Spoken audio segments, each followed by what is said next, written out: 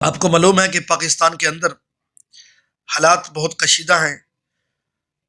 حکومت نے پاکستانی اداروں کو تحریک لبیک بلکہ جماعت اہل سنت کے سامنے لا کر کھڑا کر دیا ہے۔ جب سے پاکستان بنا ہے، بلکہ پاکستان بننے سے پہلے عوام اہل سنت اور علماء اہل سنت کا ملک بنانے میں، ملک کے تحفظ میں ایک اچھا خاصا کردار رہا ہے۔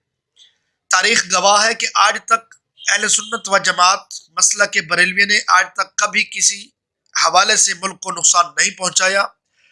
کیونکہ اس میں ہمارے بزرگوں کا خون شامل ہے۔ کوئی بھی بندہ اپنے بزرگوں کا خون دے کر جب کسی چیز کو پے تکمیل تک پہنچاتا ہے تو پھر وہ اس خون کی ہمیشہ قدر کرتا ہے اور اس کو نقصان نہیں پہنچاتا۔ تو میں یہ بتانا چاہتا ہوں کہ فوج کو، آرمی کو، رینجر کو جس طرح جماعت اہل سنت کے سامنے لا کر کھڑا کر دیا ہے، اس کے پیچھے ایک بہت بڑی سازش ہے۔ وہ یہ ہے کہ بقیہ جماعت، بقیہ مسالک ویسے ہی فوج سے، آرمی سے، رینجر سے نفرت کرتے ہیں، جس کی وجہ لال مسجد میں جو کچھ ہوا تھا وہ ہمارے سامنے ہے۔ اس وجہ سے دیوبند حضرات نفرت کرتے ہیں اور ٹی ٹی پی ویسے نفرت کرتی ہے۔ اسی طرح مولانا فضل الرحمان صاحب کی تحریک بھی نفرت کرتی ہے۔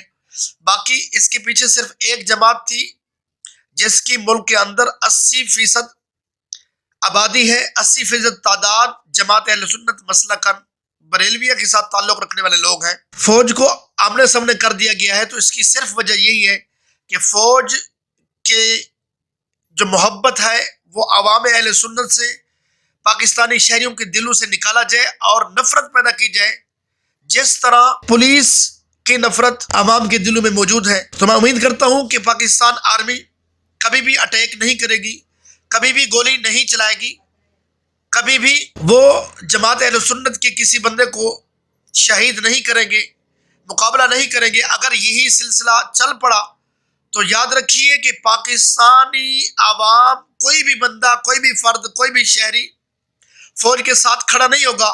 کل کو خدا نہ خواستہ ملک کے اندر کوئی افراتفری پھیلتی ہے دوسرے ملکوں کی وجہ سے، ہمسایوں کی وجہ سے، تو پھر جو عوام کا ساتھ ہوتا ہے فوج کے ساتھ، وہ کبھی بھی فوج کے ساتھ عوام نہیں دے گی۔